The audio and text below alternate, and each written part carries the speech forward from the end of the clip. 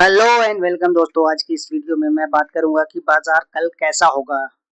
पिछले दिन जब ईरान ईरान और अमेरिका के बीच जब टॉक्स फेल हुए तो ट्रंप ने ये बोला कि स्टेट ऑफ हॉर्मुज को वो ब्लॉकेट करेंगे, यानी कि कोई भी जहाज अंदर आएगा या नहीं आएगा और ना तो जाएगा। ओके, तो इन सब सारी चीजों पे हम बात करेंगे। उससे पहले आप वीडियो को लाइक और चैनल को सब्सक्राइब जरूर कर दीजिए। ओके, तो पिछले दिन हुआ क्या? पिछले दिन हुआ 12 तारीख को कि इस्लामाबाद में टॉक चल रहा था। ओके, टॉक्स फेल हो गया क्योंकि ईरान की भी मांगे थी और अमेरिका की भी जो मांगे थी वो दोनों में सहमति नहीं बन पाई। ओके, फिर 13 तारीख को क्या हुआ?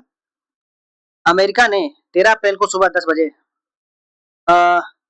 हॉर्मुज में ईरानी बंदरगाहों को जाने और आने वाली सभी जहाजों को ब्लॉकेड शुरू कर दी।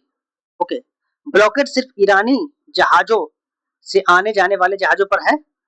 जो जहाज नन ईरानी पोर्ट्स के लिए स्ट्रेट पार कर रहे हैं उन्हें नहीं रोका जाएगा। ओके, तो ये क्लैरिफिकेशन दिया गया।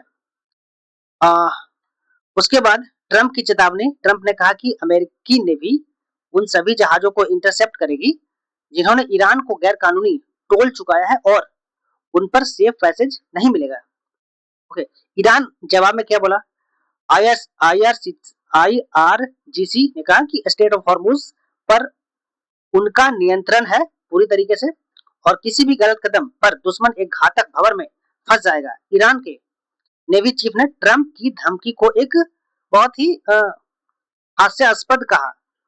ओके, ईरान के डिफेंस मिनिस्ट्री स्पोक्स पर्सन ने कहा कि अमेरिका या किसी भी विदेशी ताकत को स्टेट ऑफ हॉर्मुज में हस्तक्षेप करने नहीं दिया जाएगा और ईरान किसी भी आक्रामक कार्रवाई का नियामक जवाब देगा। ओके, ये चीजें बोली गई है। उसके बाद आज 14 तारीख को क्या हुआ? उसके बाद आज क्या हुआ 14 तारीख को कि ट्रंप ने कहा कि ईरानी अधिकारियों ने फोन किया और वे डील चाहता है। ओके, और पाकिस्तान ने फिर से इस्लामाबाद में अगले दौरे की बातचीत पेशकश की है। इस खबर से डील चाहता है, इस खबर से आप देखो तो गिफ्ट निफ्टी अभी 293 पॉइंट ऊपर दिखा रहा है। मैं बात करूं ग्लोबल न्यूज की, सॉरी ग्लोबल मार्केट की, तो ग्लोबल मार्केट में आप देखो कि आज तो इंडियन मार्केट बंद है। ओके, तो कल अमेरिकी मार्केट में अच्छी खासी तेजी थी। नेस्डेक 1.23% ऊपर। ओवरऑल अच्छी खासी पॉजिटिव सेंटीमेंट था यूएस मार्केट में।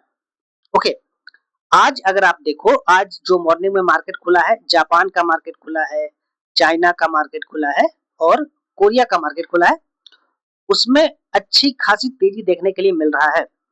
कोरियन मार्केट 3% से ज्यादा ऊपर, जापान मार्केट 2.5% के आसपास ऊपर है, यानी कि 2% से ज्यादा ऊपर है।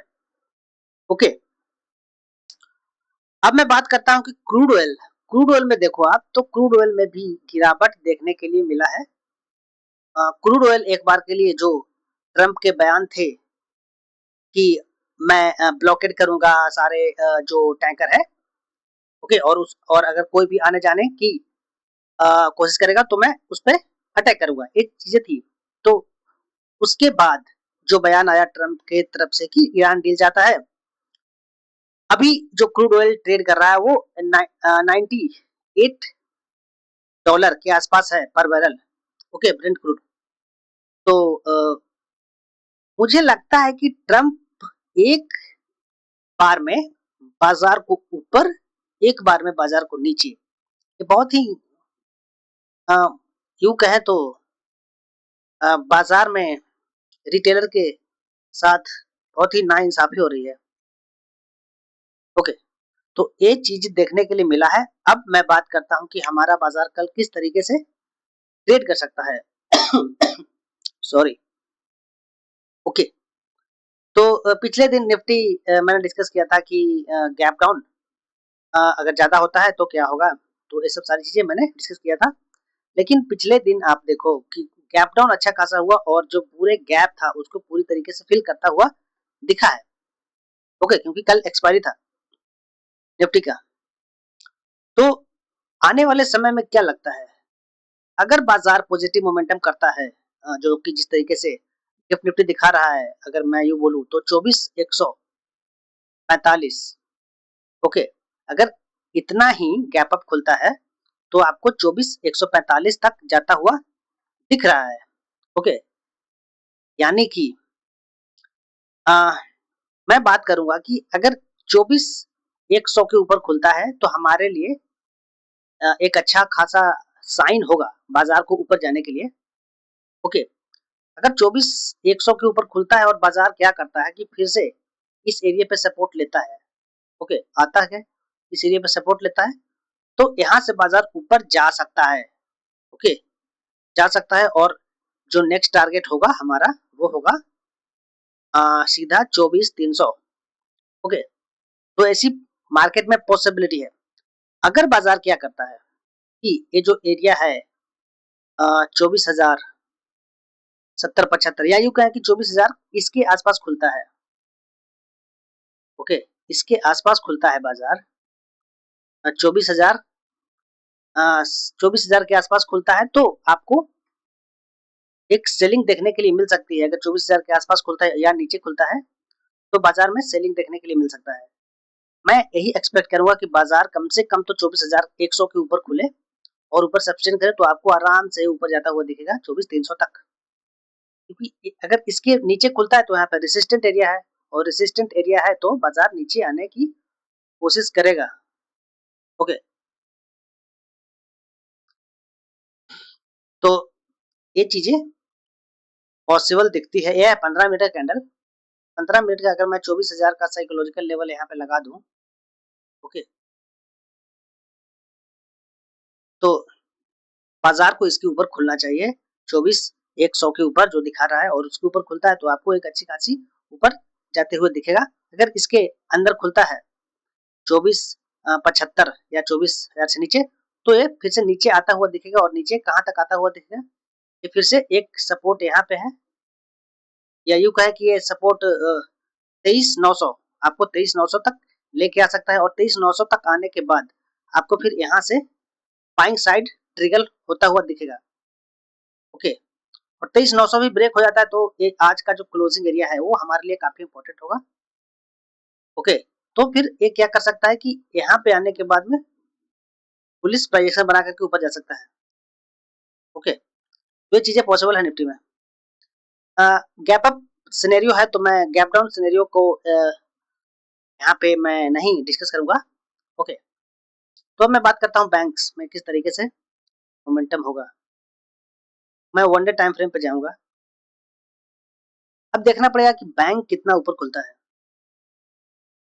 ओके, तो बैंक्स अगर इसके ऊपर खुलता है तो ऑफकोर्स ये इसके ऊपर जाना चाहिए। ओके, इसके ऊपर जाना चाहिए,